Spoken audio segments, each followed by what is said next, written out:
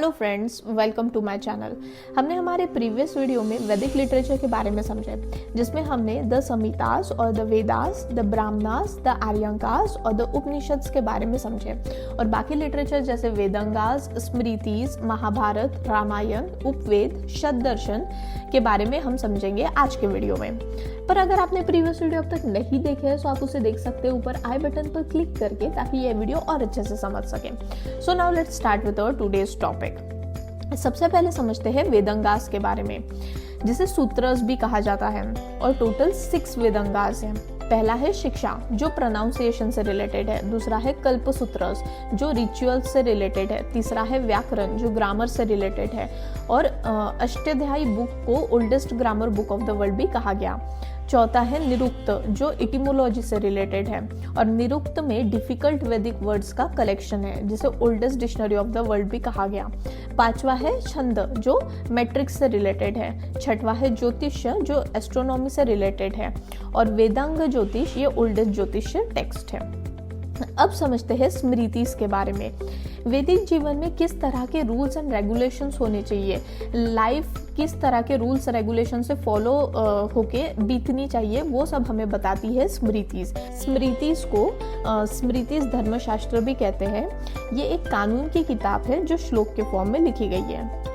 6 famous smritis है: मनुस्मृति, यज्ञवाल्क्य स्मृति, नारद स्मृति, परशुराम स्मृति, बृहस्पति स्मृति और कात्यायन स्मृति। अब ये सारे स्मृतिस के व्यूज अलग अलग थे।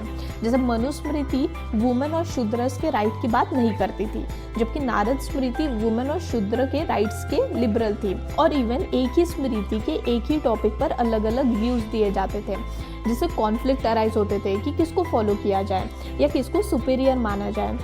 तो इसकी जो नीड थी उसको कमेंटेटर्स एंड डाइजेस्ट राइटर्स ने सेटिस्फाई किया। मनुस्मृति, जिसे मानव धर्मशास्त्र भी कहा जाता है, जो सबसे पुरानी और फेमस स्मृति है। और इनके कमेंटेटर्स है विश्वरूप, मेघातिथि, गोविंदराज, कुल्लुक भट्ट। मनुस्मृति के द्वारा मनु ये पहले राजा हुए और पहले कानून बनाने वाले हुए, इसलिए उनके बारे में यहाँ मेंशन है। यज्ञवाल्क्य स्मृति, इनके कमेंटेटर्स है विश्वरूप, जिमुत वाहन, विज्ञानेश्वर और अप्रार्का। अब समझते हैं 2 मेन महाकाव्यास मतलब एपिक्स के बारे में। वो है the Ramayana and the Mahabharata. The Ramayana को लिखा है वाल्मीकि जी ने, और द रामायणा को आदि काव्य भी कहा जाता है, जिसमें 7 कांड्स के बारे में बताया है, जो बने हैं 24,000 वर्सेस यानी कि श्लोक से। पहले 6,000 श्लोक्स थे, फिर 12,000 श्लोक्स हुए और अब फाइनली 24,000 श्लोक्स है। और 7 कांड्स में से पहला और 7वां कांड्स लेटेस्ट एडिशन है। And the Ramayana is considered as a oldest epic of the world. और इसकी लिखावट चालू हुई थी 5th सेंचुरी BC में। 5 स्टेजेस लगे इसे कंप्लीट होने में, और इसका एंड हुआ 12th सेंचुरी AD में। नेक्स्ट है द महाभारत, जिसे लिखा है वेद व्यास जी ने, जिसे longest epic of the world कहा गया, जिसमें 18 परवांस मतलब चैप्टर है। और हरिवंश के बारे में बताया गया है, जो बना है 1 लाख वर्सेस यानी कि श्लोक से, जिसे जय संहिता या शत सहस्त्री संहिता भी कहते हैं। पहले 8,800 जय संहिता थे, बाद में 24,000 चतुर्विंशति सहस्त्री संहिता हुए, और अब फाइनली 1 लाख शत सहस्त्री संहिता है। महाभारत के भीष्म परवान से भागवत गीता को निकाला गया है, और शांति परवान ये लार्जेस्ट चैप्टर है महाभारत का। और इसकी लिखावट चालू हुई थी 10th सेंचुरी BC में, और इसका एंड हुआ 4th सेंचुरी AD में। और महाभारत रामायण से भी पुराना है। अब समझते हैं पुराणास के बारे में। पुराना शब्द का अर्थ होता है ओल्ड।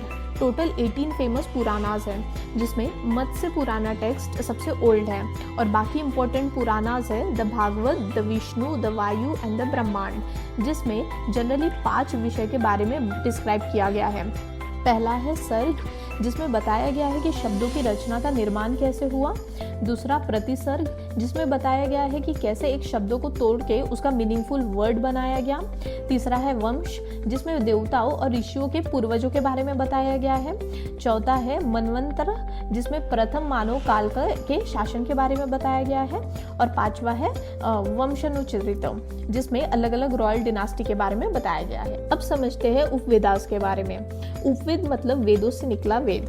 सिंपल वर्ड में कह सकते हैं उपवेद मतलब वेद का सहायक। हम वेदा के बारे में ऑलरेडी समझ चुके हैं। उसमें हमने 4 वेदों के बारे में समझे हैं। वो है ऋग्वेद, यजुर्वेद, सामवेद और अथर्ववेद, जिसमें हर वेद का एक उपवेद है। ऋग्वेद का उपवेद है आयुर्वेद, जो मेडिसिन से रिलेटेड है। सामवेद का उपवेद है गंधर्ववेद, जो म्यूजिक से रिलेटेड है। यजुर्वेद का उपवेद है धनुर्वेद, जो आर्चरी यानी कि युद्ध से रिलेटेड है।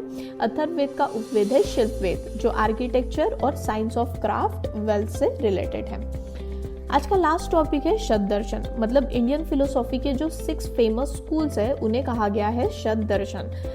अब जानते हैं उन 6 स्कूल्स यानी कि दर्शन का नाम क्या है, स्कूल के फाउंडर कौन है और दर्शन किस टेक्स्ट से रिलेटेड है। पहला है सांख्य दर्शन, जिसके फाउंडर है कपिला और सांख्य सूत्र टेक्स्ट में इसके बारे में बताया गया है। दूसरा है योग दर्शन, जिसके फाउंडर है पतंजलि और योग सूत्र टेक्स्ट में इसके बारे में बताया गया है। तीसरा है न्याय दर्शन, जिसके फाउंडर है अक्षपद गौतम और न्याय सूत्र टेक्स्ट में इसके बारे में बताया गया है। वैशेषिक दर्शन, जिसके फाउंडर है उल्लूका कनाडा और वैशेषिक सूत्र टेक्स्ट में इसके बारे में बताया गया है। पूर्व मीमांसा दर्शन, जिसके फाउंडर है जैमिनी और पूर्व मीमांसा सूत्र टेक्स्ट में इसके बारे में बताया गया है। वेदांता या उत्तरा दर्शन, जिसके फाउंडर है बद्रायना और ब्रह्म सूत्र या कहे वेदांत सूत्र टेक्स्ट में इसके बारे में बताया गया है।